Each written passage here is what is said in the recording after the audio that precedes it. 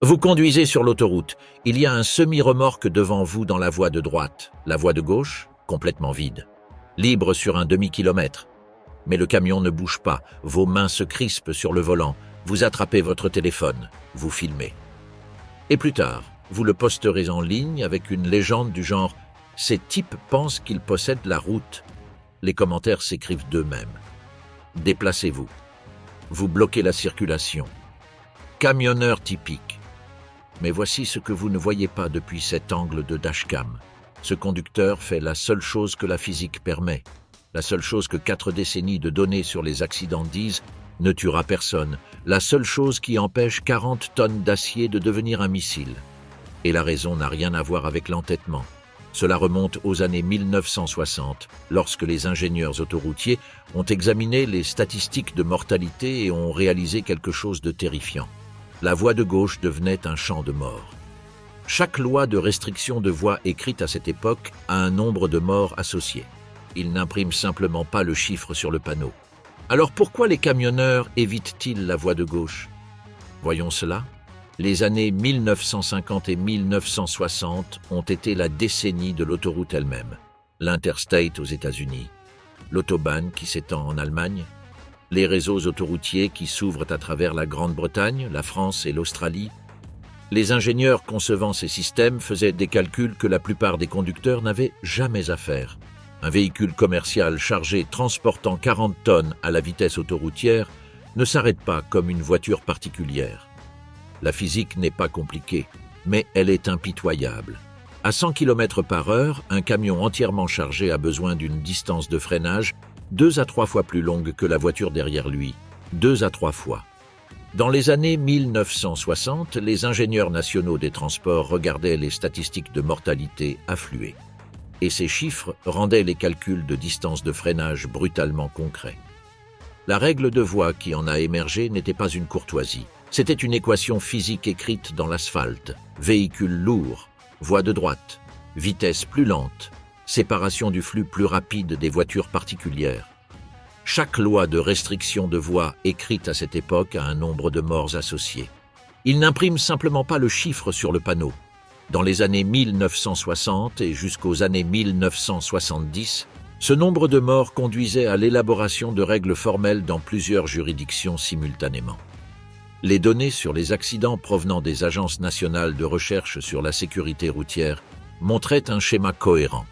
Les décès augmentaient lorsque les différences de vitesse entre les classes de véhicules disparaissaient, lorsqu'un camion roulant à sa vitesse maximale physique occupait le même flux de voies que des voitures circulant beaucoup plus vite, lorsque l'écart de 15 à 30 km/h entre la vitesse maximale réaliste d'un camion chargé et le flux de circulation des voitures particulières devenait un problème de géométrie de collision au lieu d'une abstraction d'ingénierie.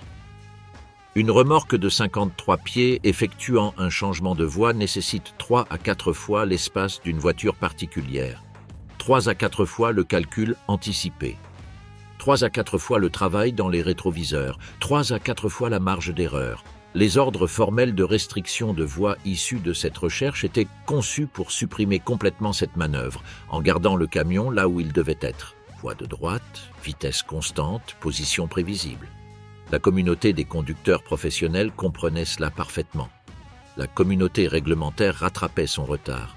Le public n'avait aucune idée que cela se produisait, et cela ne serait pas le cas pendant des décennies. Puis est venu le rebondissement que personne n'avait prévu. La restriction de voie était une politique solide. Elle séparait les classes de véhicules. Elle réduisait les collisions dues aux différences de vitesse. Elle donnait aux camionneurs un corridor opérationnel défini. Le limiteur de vitesse était également une politique solide. D'abord des limiteurs mécaniques, puis électroniques. Il plafonnait les vitesses maximales des véhicules lourds, 85 à 105 km/h selon la juridiction et la flotte. Ils empêchaient les excès de vitesse qui transformaient un problème de distance de freinage en un problème non survivable. Les deux politiques fonctionnaient, mais ensemble, elles créaient un problème que ni l'une ni l'autre n'aurait causé seule. Le limiteur ne limitait pas seulement la vitesse, il verrouillait l'écart de vitesse en place, pour toujours. Avant les limiteurs, un camion pouvait théoriquement accélérer pour sortir d'une situation problématique. Il pouvait correspondre au flux de circulation en cas d'urgence. Il conservait une certaine flexibilité. Après les limiteurs, le camion était fixe, voie de droite, vitesse fixe, immuable par rapport au flux de voitures particulières autorisées à circuler 20 ou 30 km par heure plus vite. La règle conçue pour mettre fin à la tension entre voitures et camions est devenue la raison pour laquelle cette tension n'a jamais pris fin. Et c'est la frustration que vous ressentez lorsque vous êtes coincé derrière ce camion. Vous ne l'imaginez pas. Le système l'a créé. Le système conçu pour rendre les routes plus sûres a accidentellement créé la signature comportementale permanente qui, 4 décennies plus tard, remplirait les sections de commentaires d'indignation. Mais dans les années immédiatement suivantes, la communauté des conducteurs professionnels ne l'a pas vécu comme de l'indignation. Ils l'ont vécu comme une formation. Les années 1970 et 1980 ont été celles où le code est devenu officiel. Les programmes de permis de conduire professionnels, le cadre CDL aux États-Unis, des systèmes équivalents à travers l'Europe et l'Australie, ont commencé à codifier ce que les conducteurs expérimentés faisaient déjà instinctivement. Vérification des rétroviseurs toutes les 5 à 8 secondes. Géométrie des angles morts mémorisés avant qu'un stagiaire ne tracte jamais une remorque chargée. Voici ce qu'ils ont appris. Un ensemble de 53 pieds crée une zone invisible s'étendant sur 2 longueurs de voiture à côté et derrière la cabine. 2 longueurs de voiture. Dans cette zone, les voitures disparaissent simplement. Elles disparaissent de l'information disponible pour le conducteur. Vous pourriez être là, à quelques centimètres de la remorque, et le conducteur n'a aucune idée de votre existence. Le professionnel apprend à gérer cette zone par le mouvement et le timing. Pas par la vue directe, parce que la vue directe n'existe pas là. C'est pourquoi ce camion ne se déplace pas dans la voie de gauche lorsque vous êtes à côté. Pas parce qu'il est têtu, parce que vous êtes invisible. La discipline de la voie de droite était enseignée non pas comme une préférence, mais comme une position par défaut. L'endroit où vous commencez, l'endroit où vous revenez, l'endroit où vous restez, sauf s'il y a une raison spécifique et justifiée de le quitter. Les manuels de formation CDL de cette époque considèrent la discipline de la voie comme fondamentale, non comme un complément. Les formateurs qui ont écrit ces programmes comprenaient que le défaut de la voie de droite n'était pas une règle inventée par des bureaucrates. C'était un comportement que la physique de l'exploitation des véhicules lourds avait déjà rendu obligatoire. Le système de formation se contentait de lui donner un nom. Ce n'était pas seulement une règle, c'était la première chose qu'un formateur vous disait avant que vous ne touchiez jamais une remorque chargée. Le rituel de l'entrée dans la voie de droite lors d'une fusion à une bretelle, le calcul du balancement de la remorque exécuté sans drame, la vérification de la pression des freins à air avant une longue descente, le sifflement du système qui se décharge, le léger frisson dans la cabine lorsque les freins se chargent, la sensation de 40 tonnes poussant le camion en descente, et le conducteur qui le gère par le timing des freins plutôt que par la panique. Voilà le langage physique du code professionnel. Les publications du secteur du transport routier et les témoignages des syndicats de conducteurs de cette époque ont enregistré une culture dans laquelle enfreindre le code vous identifiait comme quelqu'un qui n'avait pas encore appris ce qu'était réellement la route. Les histoires d'ateliers racontent que l'on pouvait repérer un nouveau conducteur à 1 kilomètre de distance, parce qu'il dérivait vers la gauche la première fois que la voie s'ouvrait. Les institutions l'ont verrouillé sous un angle différent. Dans les années 1980 et jusqu'aux années 1990, les assureurs de flotte faisaient leur propre version du calcul de distance de freinage. Ils arrivaient à un chiffre de responsabilité qui rendait la discipline de la voie impérative financièrement autant que sécuritairement. Un accident dans la voie de gauche, impliquant un camion chargé, un événement par l'arrière, un écrasement, une collision lors d'un changement de voie, produisait des chiffres d'indemnisation qui faisaient qu'une violation de voie sur le dossier d'un conducteur devenait un élément capable de modifier les primes d'assurance lors du renouvellement. Les gestionnaires de flotte ont reçu le message. Le respect de la restriction de voie est entré dans les contrats des conducteurs, dans les instructions de répartition, dans les indicateurs de performance qui déterminaient si un conducteur était conservé. L'industrie de l'assurance appliquait la leçon de physique que les régulateurs n'avaient pas encore complètement écrite. Et le comportement qui avait commencé comme une logique d'ingénierie est devenu une identité professionnelle. Sur la route, dans la culture des radios CB de ces décennies, la discipline de la voie de droite est devenue une marque. Quelque chose que l'on pouvait voir de loin, quelque chose qui disait aux autres conducteurs professionnels qui ils regardaient. Alors, récapitulons ce que nous savons jusqu'à présent. Les camions ont besoin de 3 fois plus de distance de freinage. Les lois sur les voies ont été écrites dans le sang. Le limiteur a verrouillé cet écart de vitesse pour toujours. Et le code professionnel a fait de la discipline de la voie de droite une identité. Mais voici où l'histoire prend un tournant. Puis le public est arrivé, pas en personne, par la perception. La fin des années 1990 et le début des années 2000 ont apporté la première vague de technologie de dashcams grand public, et avec elle, l'infrastructure de l'indignation sur Internet. Ce que ces caméras ont capturé, c'était le différentiel de vitesse du point de vue de la voiture particulière. Un camion à 2 longueurs de voiture devant à 90 km/h. Depuis l'habitacle d'une voiture, il semble presque immobile. L'écart ne se referme pas. Le conducteur derrière vit quelque chose qui s'inscrit dans le système nerveux comme une obstruction et s'inscrit dans la section de commentaires comme de l'arrogance. Déplacez-vous. Vous bloquez la circulation. Ces types pensent qu'ils possèdent la route. La plainte a d'abord vécu dans les parkings et les appels radio. Le camionneur qui restait dans la voie de gauche, le camionneur qui ne voulait pas bouger, le camionneur qui pensait posséder l'autoroute. Puis sont arrivées les images. La période 2005 à 2015 a été la décennie où la prolifération des vidéos de dashcam a rencontré l'infrastructure de partage sur les réseaux sociaux. Le résultat fut une archive documentaire du comportement des conducteurs professionnels, filmée entièrement depuis la perspective de la position la plus frustrée dans le trafic. Un camion tenant la voie de droite à 90 km/h avec un moteur limité par un limiteur ne peut pas accélérer pour suivre le trafic des voitures circulant à 110 ou 120. Pas parce que le conducteur refuse de le faire, mais parce que la machine ne le permet physiquement pas. Le limiteur n'est pas une suggestion, c'est un plafond électronique strict, défini par la politique de flotte et parfois par la réglementation nationale. Lorsqu'un écart s'ouvre dans la voie de gauche, le camion n'y entre pas parce que le faire, puis être incapable de suivre la vitesse du trafic déjà dans cette voie, crée une géométrie plus dangereuse que de rester à droite. Les psychologues du trafic ont étudié ce phénomène. Ils ont documenté l'écart perceptuel. La façon dont le différentiel de vitesse entre classes de véhicules est expérimenté subjectivement, pas comme « je vais vite », mais comme « ils vont lentement ». La façon dont suivre un camion à moins de 50 mètres, dans le sillage turbulent d'une grande remorque, dégrade votre temps de réaction et augmente la tension, même lorsque le camion fait exactement ce qu'il doit faire. Les porte-paroles des associations de conducteurs professionnels de cette époque ont répondu au cycle viral des clips par des déclarations expliquant cette physique. Ces déclarations ont reçu une fraction des vues des clips eux-mêmes. L'écart entre la compréhension physique des professionnels et la perception du public est devenu un fossé qu'aucun communiqué de presse ne pourrait combler.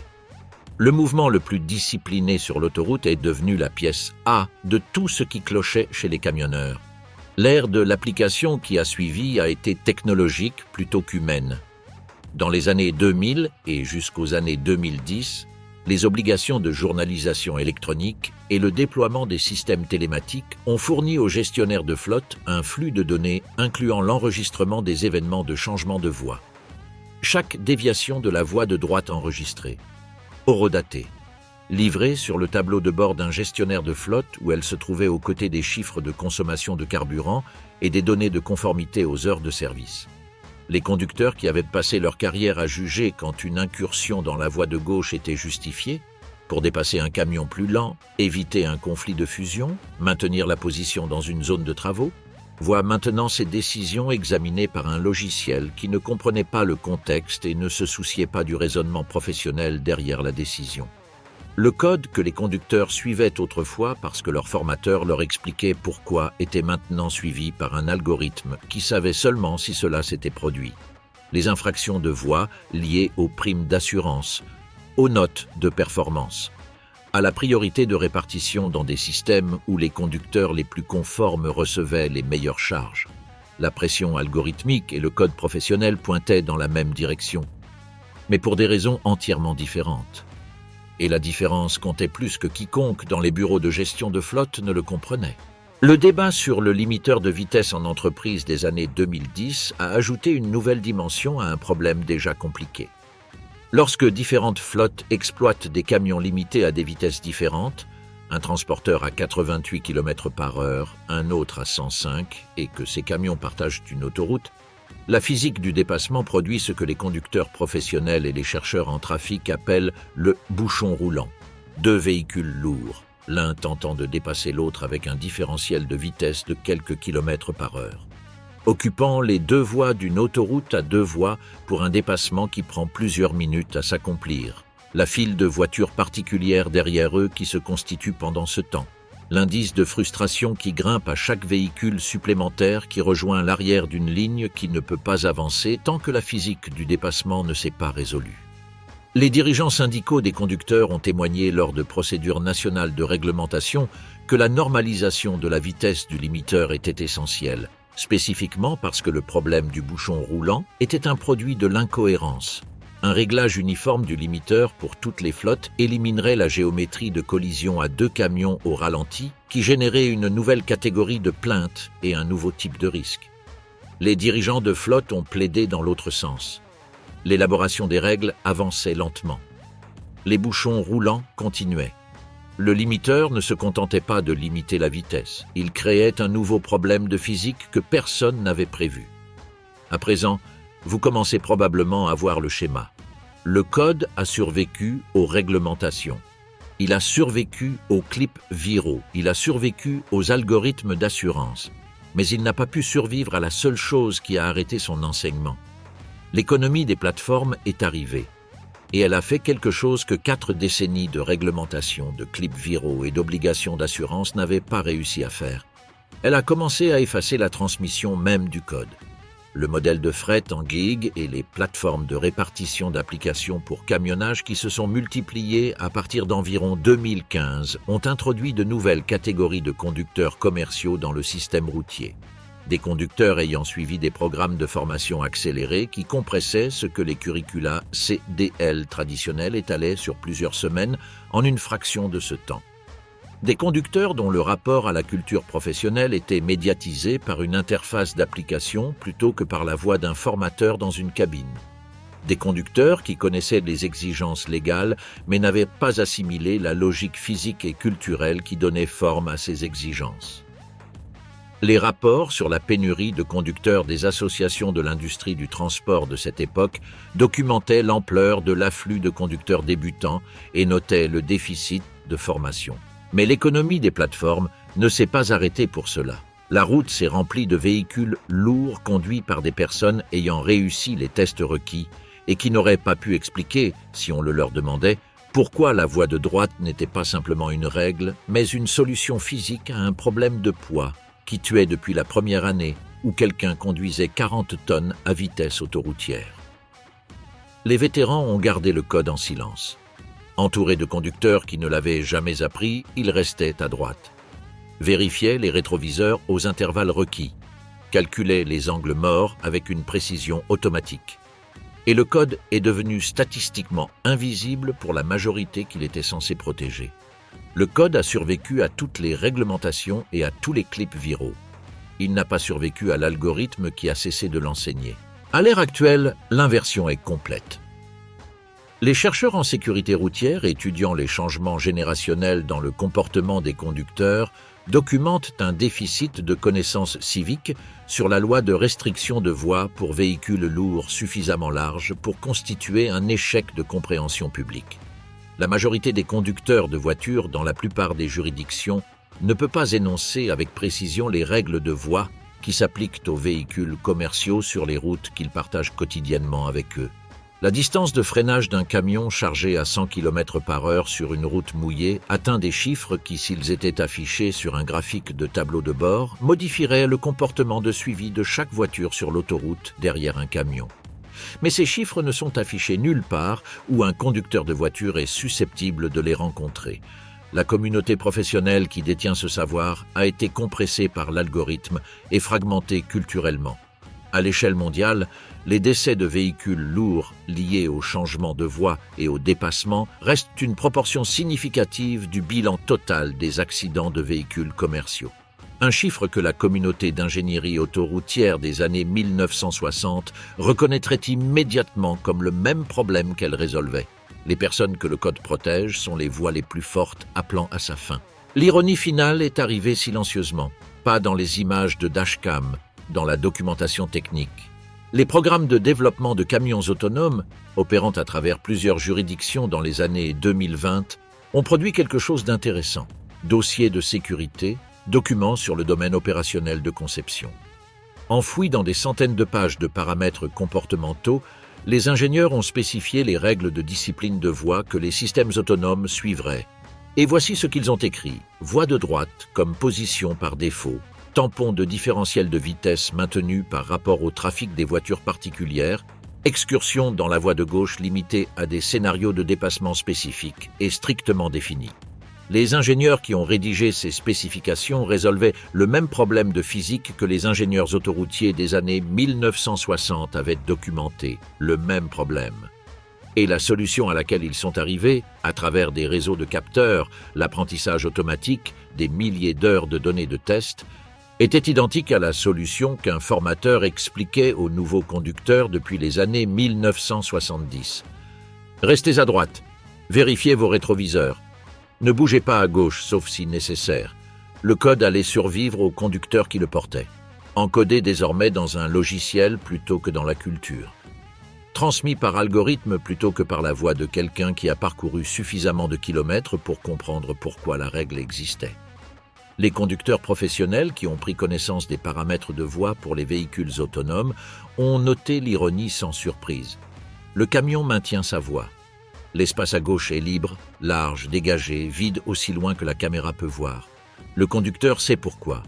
Le prototype autonome effectuant des tours de test sur le même corridor sait pourquoi, dans la seule langue qu'il possède. La voiture dashcam, comblant l'écart derrière eux, ne sait pas pourquoi, et filmera les images, et les publiera. Et la section de commentaires s'écrira d'elle-même à nouveau, comme toujours. Déplacez-vous. Vous bloquez la circulation. Ces types pensent qu'ils possèdent la route, parce que l'autoroute continue de bouger. Le code continue de tenir. Et le poids de 40 tonnes à grande vitesse ne négocie pas avec l'incompréhension. Il attend seulement, dans la voie de droite, en silence, que la physique fasse l'argument que jamais aucune légende ne pourra faire.